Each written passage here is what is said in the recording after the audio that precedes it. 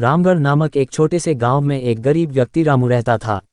रामू गरीब था, लेकिन दिल से बहुत अच्छा और दयालु था। वह खेतों में काम करता, लेकिन उसकी फसल कभी अच्छी नहीं होती। घर टूटी फूटी झोपड़ी में था और बारिश के समय छत से पानी टपकता था। फिर भी वह कभी शिकायत नहीं करता था, बल्कि जो कुछ भी उसके पास होता वह दूसरों की मदद करने में लगा रहता था।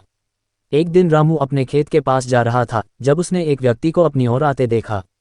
वह व्यक्ति साधारण कपड़ों में था, लेकिन उसकी आंखों में एक दिव्य चमक थी।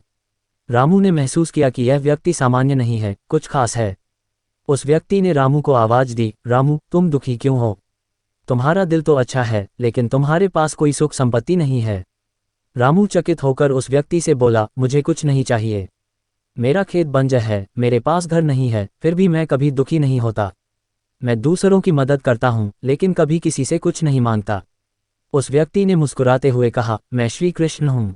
तुम्हारे दिल की सच्चाई को देखकर मैं तुमसे मिलने आया हूँ। तुम्हारे जीवन में सुख और समृद्धि का आना निश्चित है, लेकिन ये तुम्हारी निष्ठा और मदद के कारण होगा। रामू ने घबराकर पूछा, हे भगवान, आप मुझे किस तरह मदद करेंगे? मैं तो एक साधारण गरीब आदमी हूँ। श्री कृष्ण ने कहा, तुम्हारी मदद से ही तुम्हारा जीवन बदलेगा। चलो, मैं तुम्हारे खेतों में कुछ करूँ। फिर श्री कृष्ण रामू के साथ उसके खेत पर गए। वहां उन्होंने अपनी दिव्य शक्ति से भूमि को स्पर्श किया। देखते ही देखते खेत में जो बीज पहले उगते नहीं थे, वे अब हरे भरे और फलदायक हो गए। चारों ओर हरियाली फैल गई और रामू की आंखें आंसुओं से भर आईं। श्री कृष्ण ने मुस्कुराते हुए कहा, रामू, ये तुम्हारे नेक कर्मों का फल है।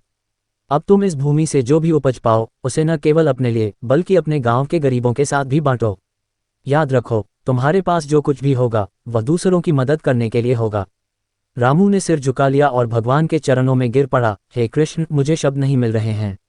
आप मुझे इतनी बड़ी कृपा कैसे कर सकते हैं? श्री कृष्ण ने उसे उठाते हुए कहा, तुम्हारा दिल जो साफ है वही तुम्हारा सबसे बड़ा धन है। यही सच्ची समृद्धि है। अब तुम जब तक इस भूमि से उपार्जन करो, उसे दीन दुखियों के साथ साझा करो। उस दिन के बाद से रामू का जीवन बदल गया। उसका खेत हरा भरा हो गया और घर भी मजबूत बन गया। लेकिन उसने कभी कृष्ण की बात नहीं भूली। वह अब भी उसी सादगी से जीता, लेकिन अब उसके पास बहुत कुछ था, कृष्ण की कृपा से और अपनी मेहनत से। वह गांव के सभी गरीबों की मदद करता और उनकी मुस्कान में अपने जीवन की खुशी पाता। श्री कृष्ण ने रामू को यह सिखाया कि सच्ची समृद्धि केवल धन में नहीं, बल्कि दिल से दूसरों की मदद करने में होती है।